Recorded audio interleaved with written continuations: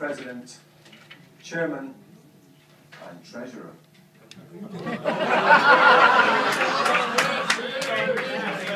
Money in your pocket.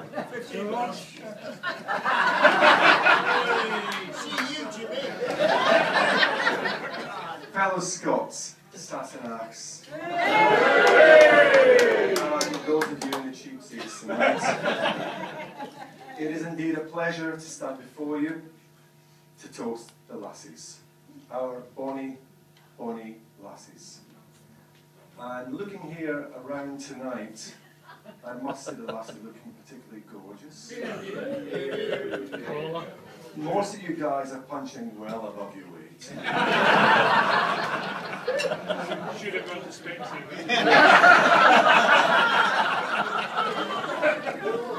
Yeah, should have gone to Spencer as well. Yes. Before I go on, I would like to thank everyone involved with the fantastic preparation and presentation of the feast we have had this evening.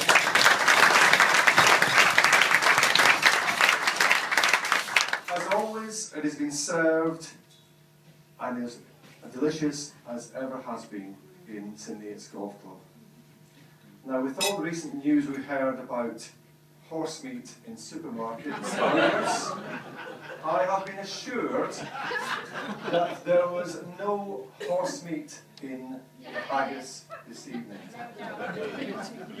I've also been told it has lots of the usual nutrients, but the Shergar content was nil. I don't know about you guys, but hearing about Tesco selling horse meat burgers, what next? My Little Pony? Anyway, in the time-honoured tradition, out of courtesy this evening, the person presenting the toast to the Lassies allows the lady who is presenting the response to see a copy of the speech to try to give some continuity.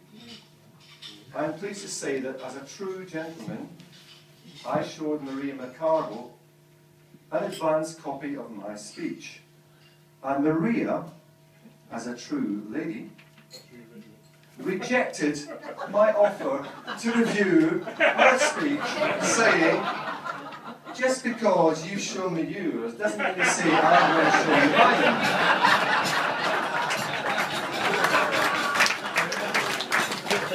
Well, anyway, Maria, I've had the last laugh because that was last year's speech. And you can do an iPad, I can do an iPhone.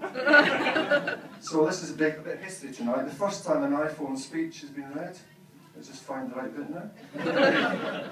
Okay, so we men have got a lot to be thankful for to Ravi, and a lot to live up to. During Ravi's short life, he developed a wicked sense of humour, a controversial frankness, an alleged thirst for drink, a deep nationalistic pride in his beloved Scotland, and most importantly, an insatiable passion for women. I'm sure that most of us Scotsmen here tonight would love to think that we had those attributes. However, I think I would stop short of fathering 13 children from his dalliances with 4 or 5 different women. I can't cope with one, let alone 4 or 5. It was reported that no one ever outshone Ravi in the charms. Some would call it the sorcery of fascinating conversation, brilliant repartee. He was, in short, a charmer and a womanizer. I hope tonight that I can provide you with some tips and hints to you fellow men out there, so you can leave here tonight ready to face the challenges we face from time to time with our dear, beloved womenfolk. Women, they make the highs higher and the lows more frequent. I shouldn't really complain though. Tricia and I have been married for 32 years this year. Marriage is grand, and I believe divorce is 100 grand. Gentlemen, take heed from me, a man who has identified a very important fact. Women don't want to hear what you think. They want to hear what they think, but in a deeper voice. I am, however, still confused over a number of things about women. First thing I'm confused about. Do you know when women give you that look that says they want sex? No. No, I don't like that. Why is it that women can't put on the mascara with their mouth closed? I don't understand that at all. Our inability to understand women goes back to the beginning of time. In the Garden of Eden, God created man, then he created woman. God called out to Adam and said one day, "Now I shall teach you how to kiss." "Lord, what is kiss?" said Adam. "I will show you." And God taught him all he needed to know about kissing. Whereupon Adam went to Eve and kissed her. Then God called Adam and said, "Now I shall teach you about intimacy." "Lord, what is intimacy?" "I will teach you all about intimacy." And then Adam went to Eve, but came back very quickly. "Lord, what is headache?"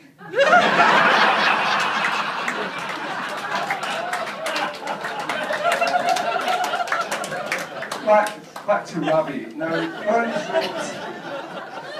Burns wrote many poems and songs about the woman in his life and the life in his woman.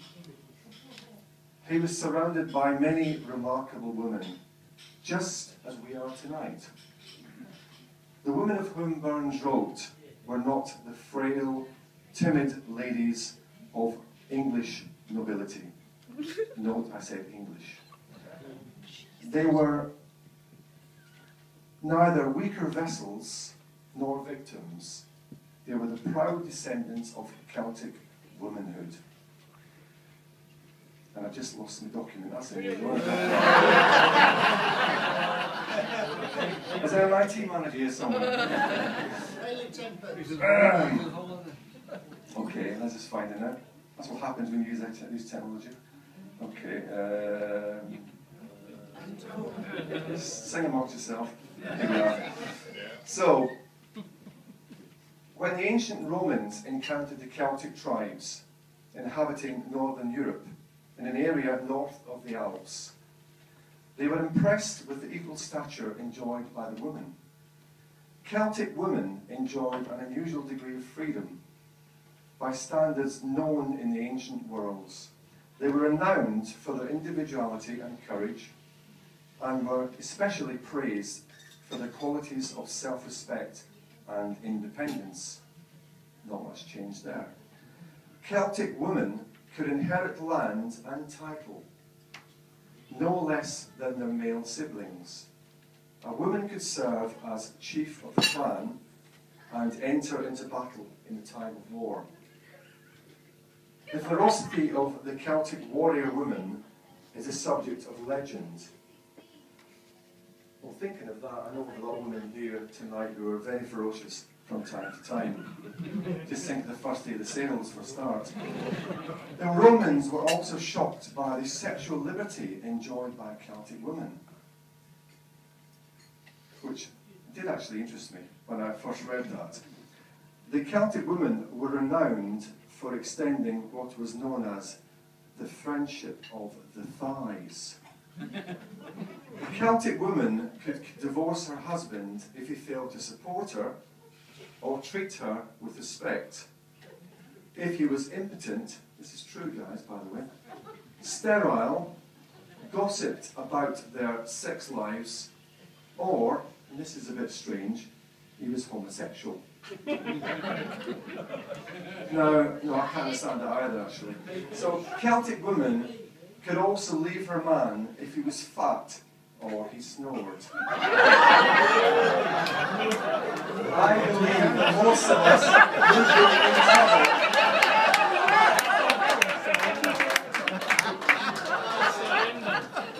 Yeah, no. I know a few of us here anyway, myself particularly, do snore very, very occasionally. Anyway, what are you pointing at? I heard a story the other week actually about a recent golf game between Willie Hamilton and George Ralph. And this was typical of Willie's golf game, because apparently they were having a fairly decent game of golf, usual banter going, and they're going round the course, and they're on the 18th tee, and Willie was teeing off, or about to tee off anyway, and he was addressing the ball.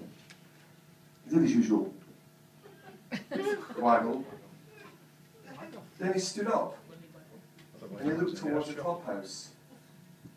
He looked down again, waggled again, and he stood up again.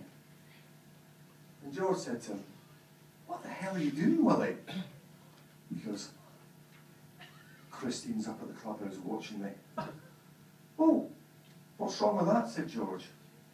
Willie says, "I want to make the perfect shot." And after a pause, George said, "You'll never hit her from here."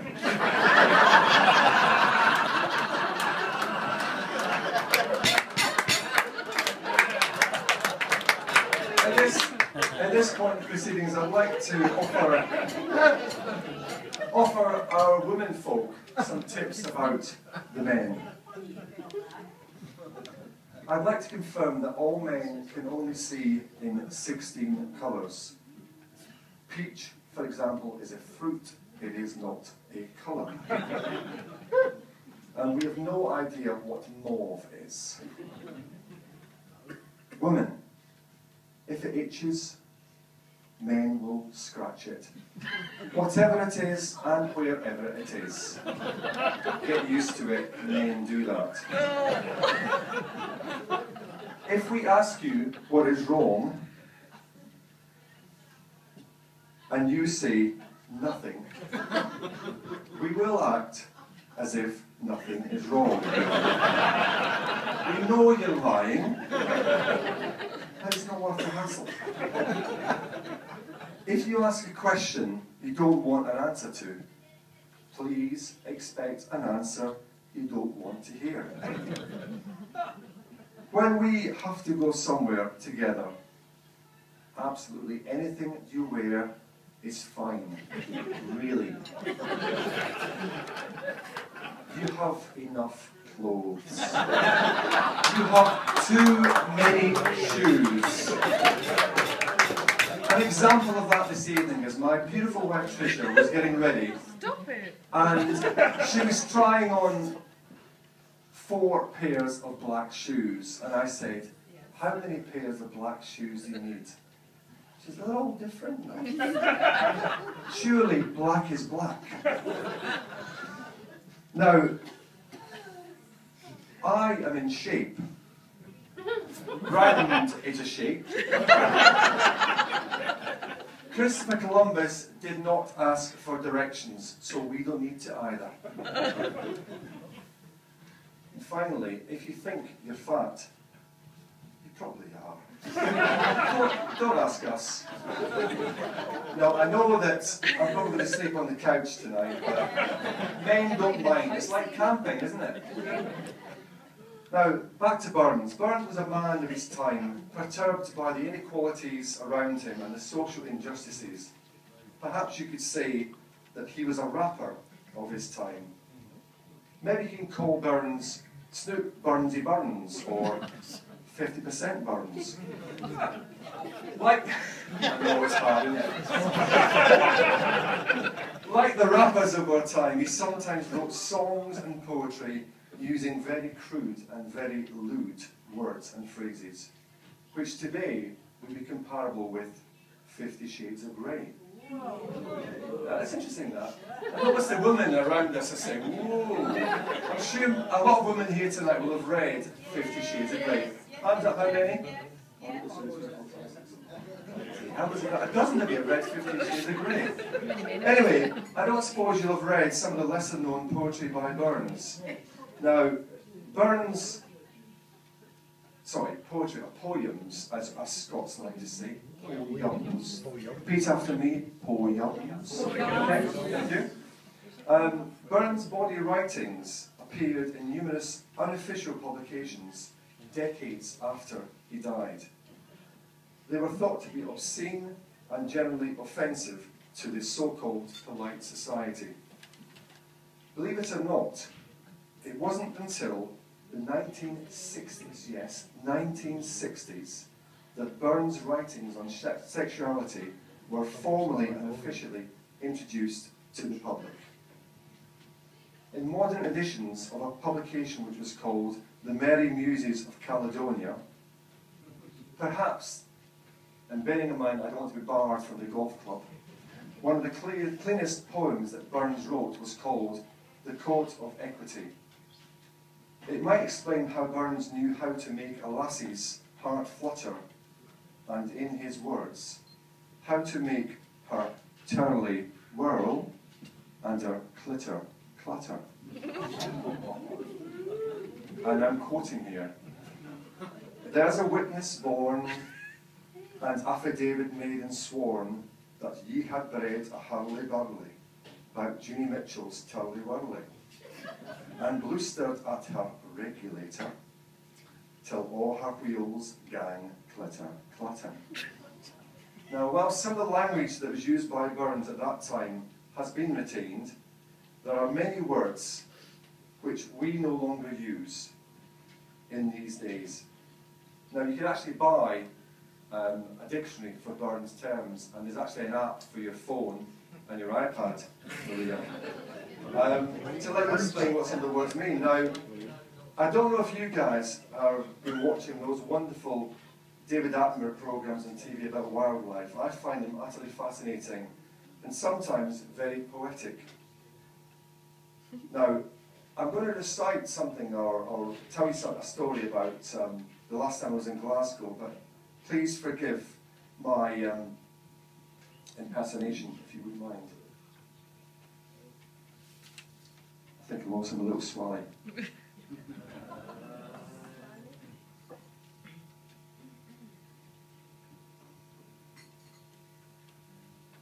On my last visit to Glasgow, I was fortunate to witness something very, very comparable with some of those programmes from David Attenborough.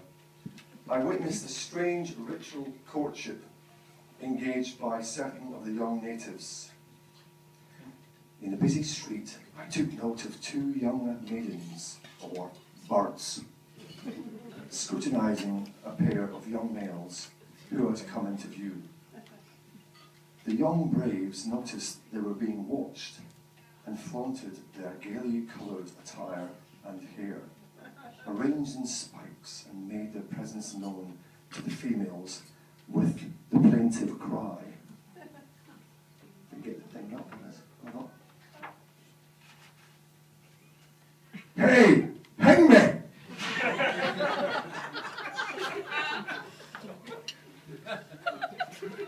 The word hang me plays no small part in the conversations of the natives, whose desire is to mate indeed. From one of the colourful males, I heard the cry used in plural. Hangmays. Gazing fondly upon one of the damsels who was extremely well proportioned, he uttered the haunting love cry. She has some pair of hangmays.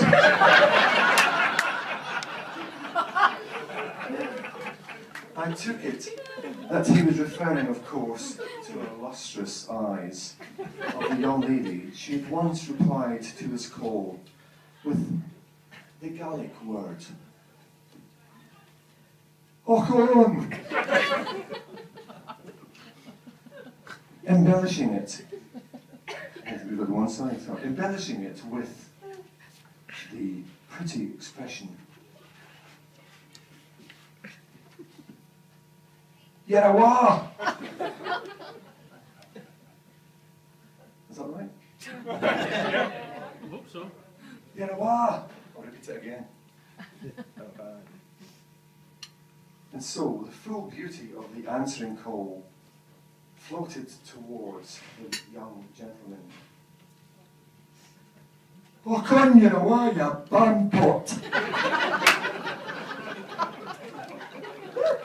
With eyes averted, the maidens continued on their way when the other male delivered himself of the manly mating call. "Gonagese!"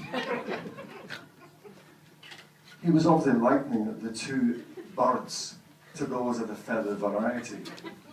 He continued his ornithological theme with, "Gonagese a big hen!" The objects of their affection appeared to heed not the urgent cries, until suddenly one of the maidens turned round to face the wooers. From her luscious lips came the romantic love call that doubtless has echoed down the Highland glens from time immemorial. It began with the exotic sounding, "Away and get!" and was completed with the monosyllabic, "Washed!" And so the love call was complete with, "Away and get washed!" And what ecstasy there was in the voices of the two young males as they responded to the young lady's heartfelt request. My eyesight's going as well, I can't see this. When they said, "Ya pair of Harrys."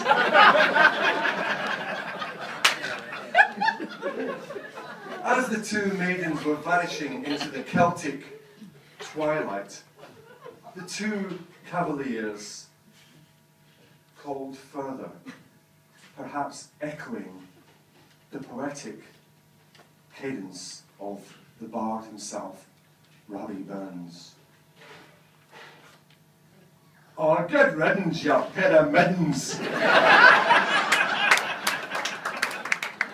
Gentlemen, far be it for me to finish my speech on a low note about our lassies. I know what side my bread's buttered on, I tell you. Can I ask you please to be upstanding, gentlemen, to charge your glasses? Remember, gentlemen, you don't love your other halves because they are beautiful. They are beautiful because you love them. Let us raise our glasses and say a toast to the lassies. We're not supposed to do that, are we? We should be sitting down.